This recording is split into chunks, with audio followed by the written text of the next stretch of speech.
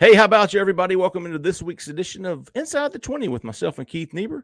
Joined as I always am by Mr. Keith Niebuhr. Keith, how about you, buddy? I'm good. What's going on, brother? Oh, just another show, just another Inside 20, just another special guest that we're going to get to in just a minute. Right. Before we do, well, I wanted to remind everybody, I know everybody out there is looking for a new or used car, and we got just the man for you to call. Caleb Schofield there at Mike Patton Auto in LaGrange, Georgia. Give him a call, 334-531-0996.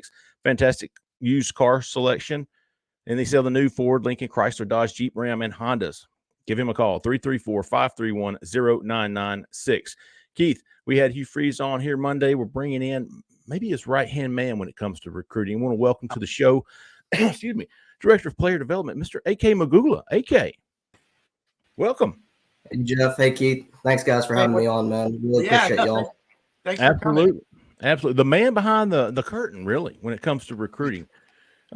AK, you're coming to Auburn. You were one of the first guys, I believe, you brought with him from Liberty, you, Kennedy, and Matt Bevins. I think the three of you guys. So obviously important to Hugh Freeze and what you do. You've been general manager. You were general manager at Liberty. You were the GM at Central Michigan before that. You spent some time at Georgia Tech. Spent some time in the NFL with 3 or 4 teams. How has the transition to Auburn been for you? Man, it's been awesome. When we first got in, I've kind of, internally scouted the team and, knew kind of what we needed here and there, but I didn't understand the numerical numbers of it till I got in, met with compliance, and I was like, oh, shoot, like we got to sign over 33 players. So it was a tall task and one that, everyone helped. And it was an awesome opportunity just to sit there, collab, hire new staff, keep some guys on. So it was an awesome opportunity, man. AK, if you had one thing, your biggest challenge upon arriving at Auburn, number one, the single biggest obstacle, challenge, whatever, that first couple of weeks, what would you say it was, number one? I would say just being able to, manage bringing new coaches on and off and putting them on the road, right? Like making sure we go through with compliance, making sure they, do everything they need to, and then getting them on the road. I mean, the logistical piece of that, it was a lot of moving pieces, and making sure that we abided by compliance and making sure we were doing the right thing and targeting the right players. So, it was a group on effort, and I mean, one that I could not do alone, guys. I mean, I sit there and I'm kind of, coach's guy, but I mean, I wouldn't have been able to do it without, Tim Baggett, Sam Beckenstein, Grant Miller, Ethan Johnson, Steve Rizek, list goes on and on and on. But, those guys helped out tremendously. Aaron Pittard, Matthew Saya. So, I mean, I wouldn't be able to do it without them. AK, Director of Player Personnel, man, talk to us about what are some of your highest priorities in this job title. What are some of your main responsibilities? Kind of let everybody know kind of what this position entails. So my main responsibilities on a daily basis is coming in and really handling the evaluation piece, managing the boards, the roster management side. When coaches go on the road for the eval period, really being able to identify where they need to go, putting together a ranking system, internal scouting.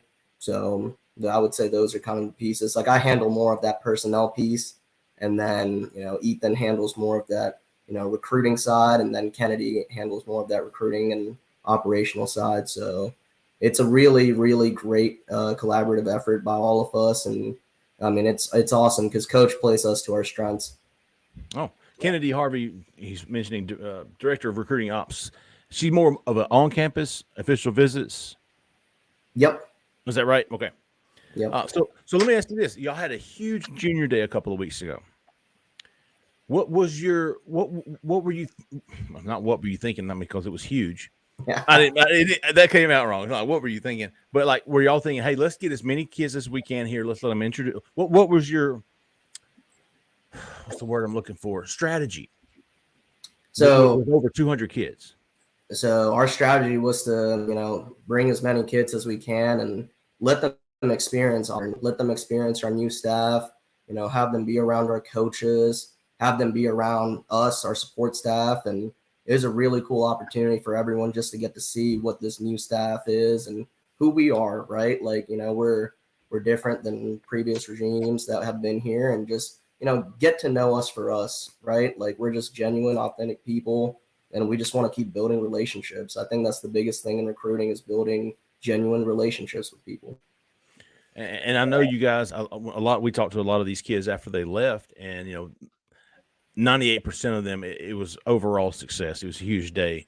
I think you jumps up on the list of several guys. I think a commitment or two came from it, and so it sounds like the next step is to get these kids back to see practice. You guys start practice next Monday. Is that you want to get them here as many opportunities, many times as you can? Absolutely. I think, them see, what we do in practice, at the end of the day, they're football players. They want to be around football, right? So they want to come see how we coach. I'm sure they want to see what we're doing install wise. I'm sure they want to evaluate themselves on their position group, like who they are coming in to face off against. And, getting to see hey, these players look like they're having fun, or, kind of what's going on here and there.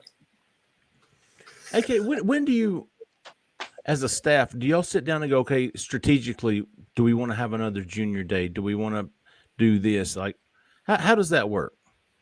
Yeah, I think, that really all comes from top down, really comes from Coach Freeze and us sitting down together, going through the calendar and saying, hey, I think it'd be beneficial for us to have another junior day. I think it'd be beneficial for us to do this. And it's really all Coach Freeze led.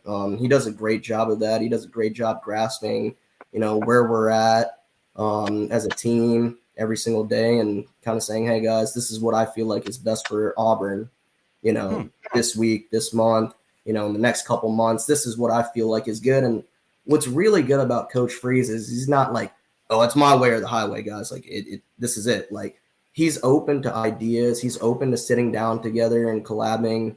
And it's just, I think that's the biggest thing, is having someone like that.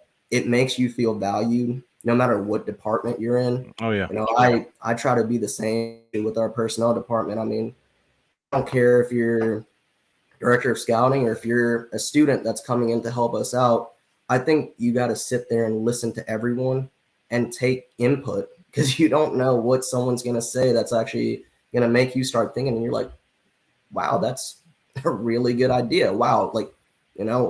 Instead of just saying, I'm not listening to them because they're so-and-so, no. And I think that really starts from top down. And I mean, it's genuinely why I love Coach Freeze. And I mean, this has been my longest tenure with the head coach a long time. I've kind of jumped from place to place to place to place, went from NFL team to NFL team to college teams, because early on in my career, I wanted to keep climbing. I wanted to keep learning, right? What makes this team good? What are these guys doing? And then really trying to combine it all together and say, you know what, maybe one day when someone gives me a shot, this is how I want to do it. And Coach Freeze is that person. And, I genuinely love him for that. And man, he's like this with everyone. It doesn't matter if it's recruiting. It doesn't matter if it's operations. It doesn't matter who it is. Coach Freeze is as genuine as it comes, and we'll start listening to people no matter what. And I think that's really what's helped us out a lot, especially since we've come here in a short amount of time. It doesn't matter who you are. If you sit there and you have input, it can be some random person saying, hey, man, I really like this player from so-and-so. Then he'll look over at me and say, did you watch him? And then I'm like, Coach, either yes, and this is what he is, or you know what, Coach, I have not. Then he just gives me the stare. And I'm like, Coach, I'm right on it right now. I'm going right now. So it's been awesome. Hey, go ahead, Keith. Yeah, AK, you touched on this earlier. I don't want to get us too off track here, but you talked about what the roster itself looked like when you got there. Yeah. Everybody that follows the team knows that the Auburn hasn't been what we're used to Auburn being.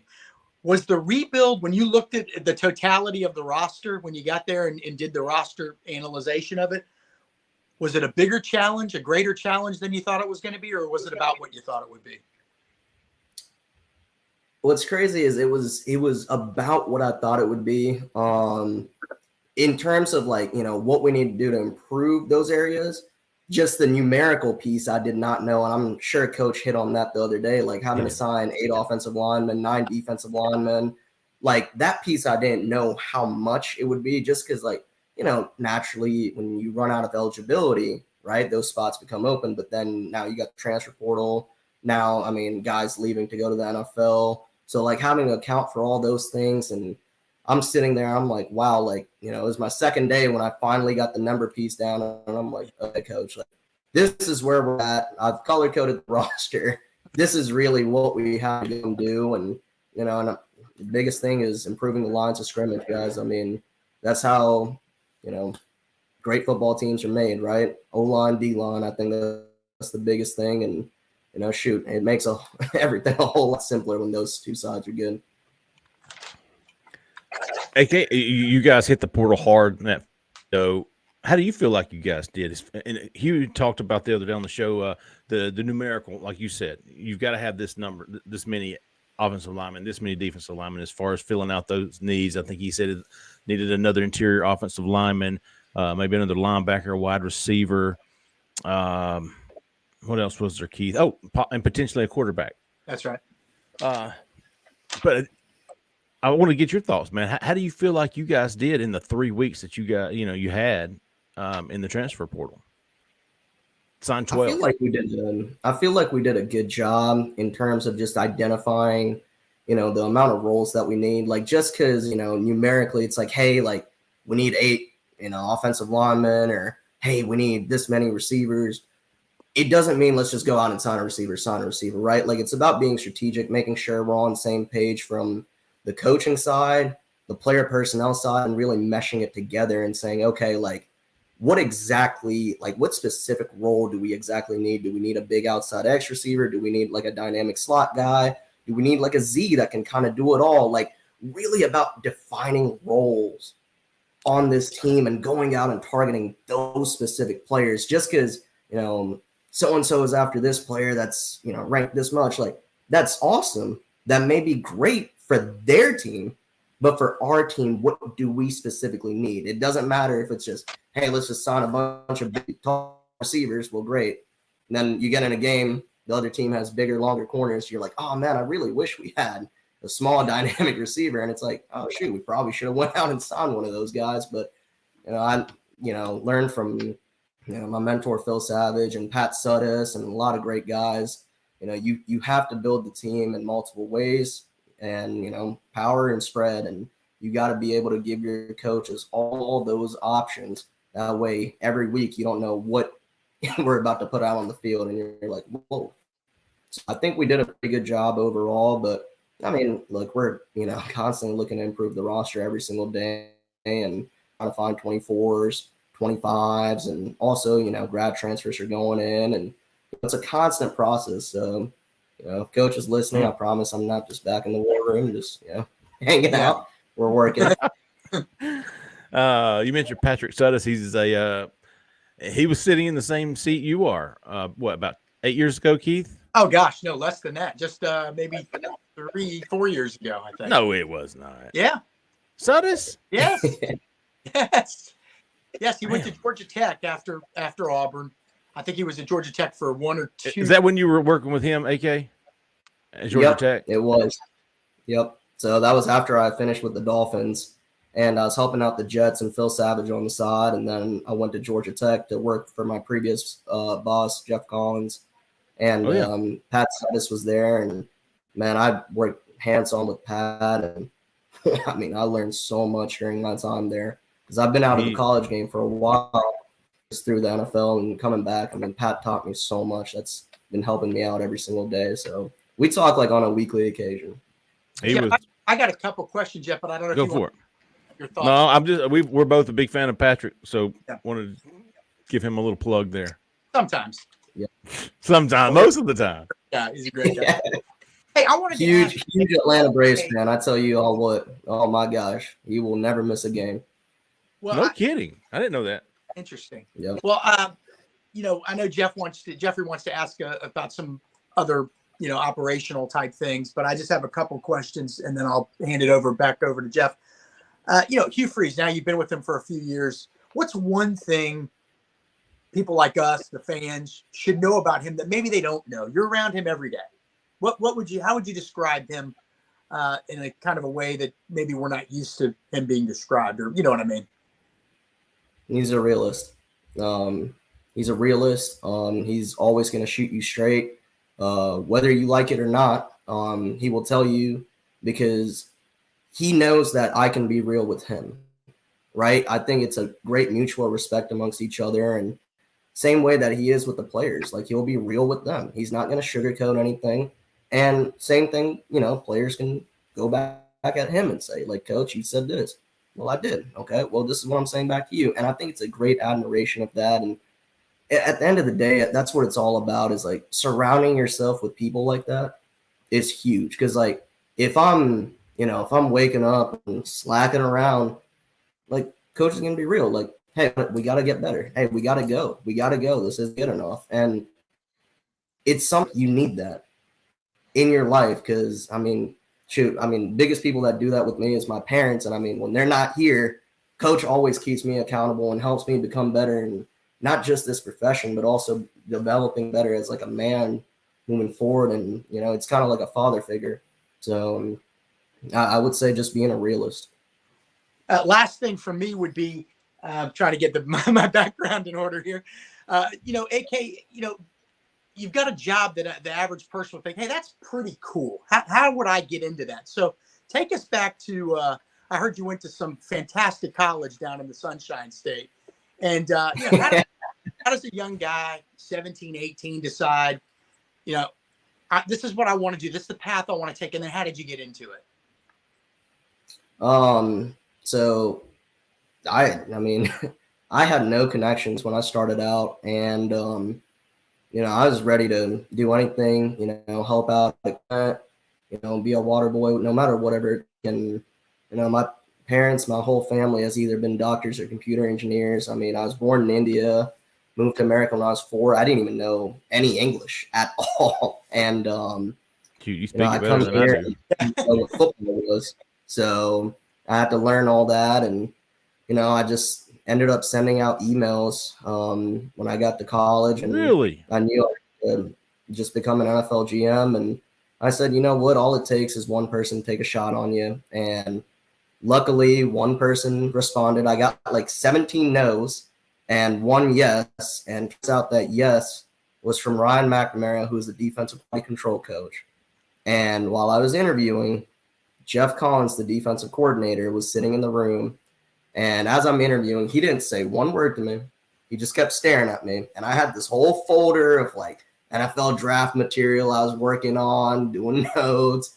I was obsessed with, watching Tom Brady and Bill Belichick. And that's kind of how I picked up learning English, was watching their interviews. And I would like strategically watch the Bellustrator, just try to learn about football day in and day out. And I just emailed everyone, and man, like all it took was one person take a chance on me. And, I just got in and I never looked back. When that person takes a chance on you and you have an opportunity to come in the door, it's about putting your head down and showing up every single day with a constant chip on your shoulder and showing that you have to earn it. And, I learned so much. The list goes on and on. Like, I've had so many great mentors, like, Jim McElwain, Doug Nussmeier, Randy Shannon, Jeff Collins.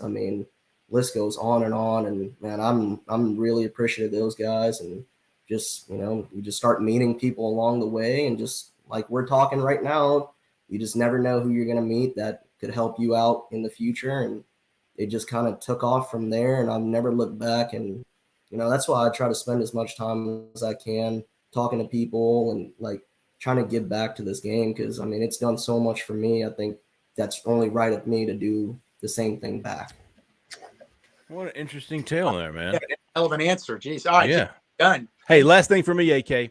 I've been covering a big summer event for the past 10 years. I think Gene Chizik started it back in 2009, 2010. Big Cat. It was called Big Cat Weekend at one point, but it's down to a single day Big Cat event, Big Cat recruiting event. You guys considered continuing that tradition? Yeah, I know it's come up. I don't have like the exact date or anything like that, but I know it's come up, and I know Coach is talking about it. So, we'll try to pencil that down, and hopefully, we can make it work.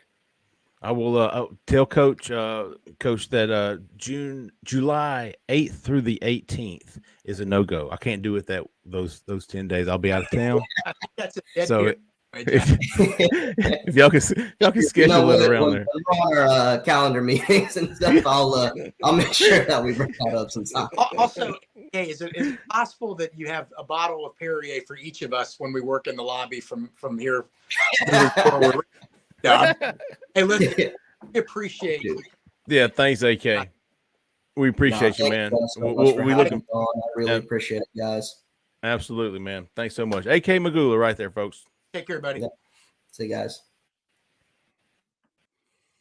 Man, what an awesome interview. What a cool guy. I mean, yeah. What a great story. I mean, we always say, look, in this country, you can be anything you want, right? So here, he's born in India, gets here when he's 4, takes a while to learn English. No idea what football is. Doesn't know what football is, but he falls in love with it. He's got a drive, he's got a determination, and he's got a will. That's what I'm going to do. Plan is nothing unless somebody has that. And look, Jeffrey, you and I have had great ideas before that we didn't execute. A plan is nothing unless you're willing to put in the time to execute it. And then obviously I love that he said, hey, somebody gave me a chance, because, you and I both, and everybody listening, we all meet people in this world that, boy, they're really proud of themselves, and they never really say, hey, man, I got a really good break way back when, and that kind of got me going. And I like when people recognize that. And, what a refreshing interview. What a great story. We've heard nothing but positives about him. You and I know Patrick Suddas, who he referenced as one of his mentors. We both know him well, and I've talked to Patrick, and he just speaks so highly of AK. Patrick, who now is the GM at University of North Carolina under Matt Brown. And I haven't heard a bad word about this guy. And look, I'm going on and on here, Jeffrey, but it's a team effort when they land people, right? It is. And this guy is an important member of that team, okay? He's not the third string holder, okay? No. Well, that's a rude thing to say, but you know what I'm saying. No offense. He's not a role player per se. He's a starter. He's a key. Absolutely. Yeah. Absolutely. I mean, listen, and all the guys that he mentioned when he first came on the show, Sam Beckestein, all those guys, Aaron Pittard, all from before, for closing out this class, man, it is and we've talked about the number of staff, guys that they have on.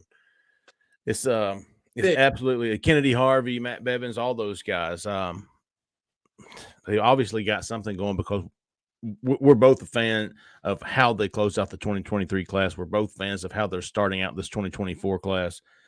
I'm anxious to see how this class is going to unfold. Yeah. We've seen the junior days. We're going to see the spring practices start up next week. We're going to have spring break visits coming in. We're going to have official visits in the summer. Big Cat is apparently in plans as well. Jeff, we're not hearing, with every staff, there's red flags. Right. There's not many, if any at all, coming up in our conversations with high school recruits, their parents. I talked to Walker White's dad. You've talked to parents, high school coaches. Yeah. Our sources that are off the record type people, they, anonymous people. There's really no red flags that are being raised. And quite frankly, that has a lot to do with a guy like AK Mogulla. I mean, they're doing something right over there. Now, let's not get the cart ahead of the horse here. They got to still win games, and that's what it's all going to come down to. But you don't win games if you don't get this part right, right? You got to get this part right. The off season and the recruiting and the roster buildup and the portal. But an interesting interview. He knew if he knew what the challenge was with the roster, then I'm going to assume the head coach knew too. I mean, you don't relieve the last head coach of their duties midway through the season if there aren't some issues. You know what I mean?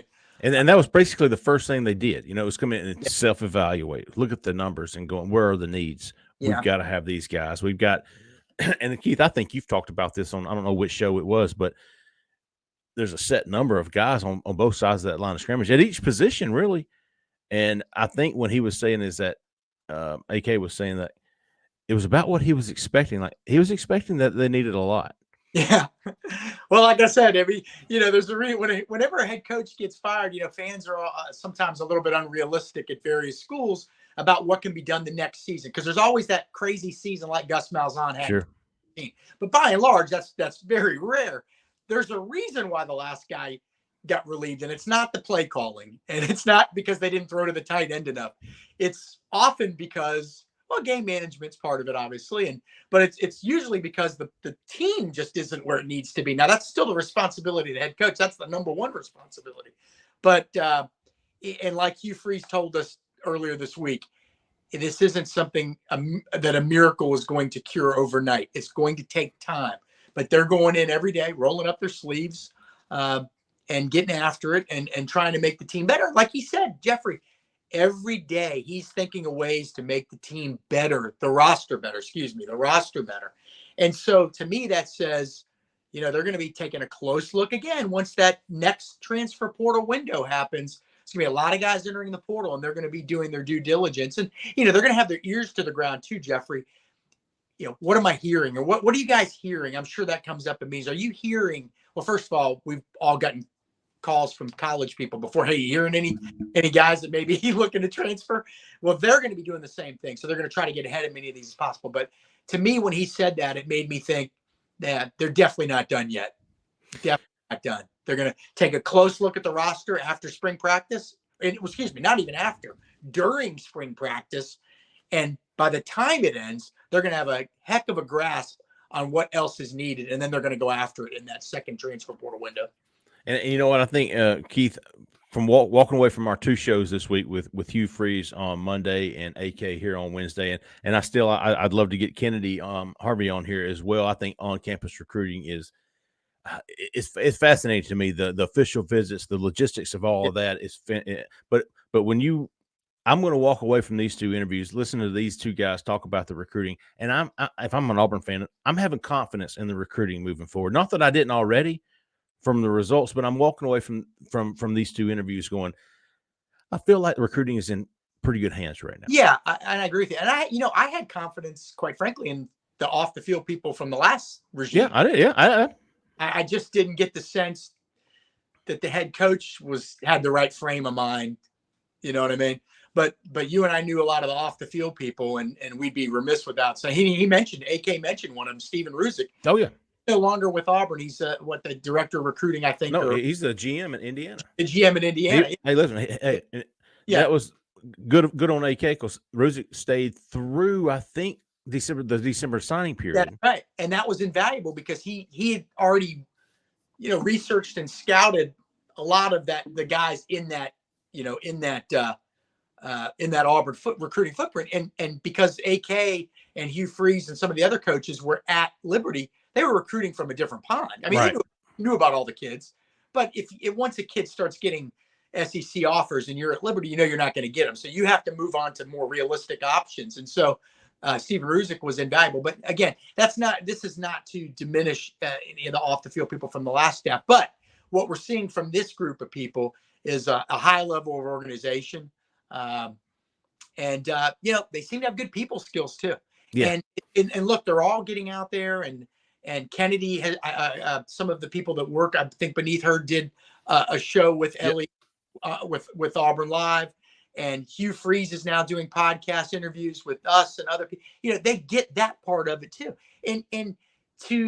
I think it helps if you get every part of the job. If you're getting every part of the job, well, I guess that I'm beating a dead horse here, but it just makes me think that they kind of have a grasp of what's needed. Not just one thing here, not just one thing there, but everything. They're trying to cover all their bases. And the organization we see just in conversations with these people, Jeffrey, makes me think that the organization that we don't see behind the scenes is also at a high level. Absolutely. And you mentioned, the recruiting personnel that I think Ellie had a show with. Great. Absolutely. We've talked to Hugh about recruiting. We've talked now to AK. I'm going to try. I'd love, if Kennedy's listening, I'd love to get her on. I'd love to talk about the on-campus recruiting and her role in that, because you think about what they've got to show now. They've got a lot more to advertise. Yeah, there's so many people over there that have important roles, and you could never begin to feature all of them on shows like this. Uh, but yeah, I mean, with on-campus visits, I mean, suppose you have 10 official visitors. How are you balancing And the that time, was especially like on a game weekend? How are you making people feel like they got enough time? Because Jeffrey, you and I, in the last couple decades of doing this job, have talked to people before that didn't feel like they got enough time, and there's always that, and juggling that the time and balancing everything, and dealing with egos of kids, and not only the kids usually are okay. Sometimes mommy and daddy are the ones with the and the worst. difference between you got 5 high school kids, you got 3 transfers in. There was a weekend before signing day back in December where I think they had 9 or 10, and it was a mixture of transfers. So, what's the difference in what you're showing them and what you're showing the high school kids? I'm sure the transfer kids don't care. They don't care about, rolling Toomer's corner or whatever. They're more about the ball and the facilities. What's the next evolution of the photo shoots? I mean, can they get any cheesier? I don't know. I mean, the kids love them. I mean, hey, whatever works, big dog. They got a hell of a photographer over there. We know, Todd. Yeah, TVE. But I mean, MVP. I don't mean terrible. I mean that just what's the next? They went from being basic to being these elaborate shoots, and there's a lot of dynamics in play here. Good stuff from AK Mogulla. We really appreciate him joining the show. And we will. I'm going to try to continue getting here some guests at least once a week, maybe, Keith. We've got practice starting next week on Monday. Yep. Expecting the recruiting news to pick up significantly as the dead period comes to an end. Kids will be returning for spring practices. They'll also be setting up official visits. Keith already had news of a big offensive tackle from North Carolina already setting up an official visit. And we expect maybe some commitments to continue to roll in. And we will have it all right here at Auburn Live on 3. And Keith and I will do our best to do it all inside the 20. We definitely went over this week on our shows, folks. Throw the flag, 20 minutes. We didn't make it. And I'm sure y'all are okay with that. Hugh Freeze on Monday. Go check that out. AK Mogulla today. We really appreciate both of those guys. Hey, that's it, Keith. Let's wrap it up. And we'll see everybody back Friday. We'll have an in-depth recruiting show on Friday, and then we'll be back Sunday night for the call-in show, man. We appreciate everybody listening. We appreciate everybody watching. For Keith, for Zach in the back, I'm Jeffrey Lee, man. Y'all stay out of the left lane. See ya.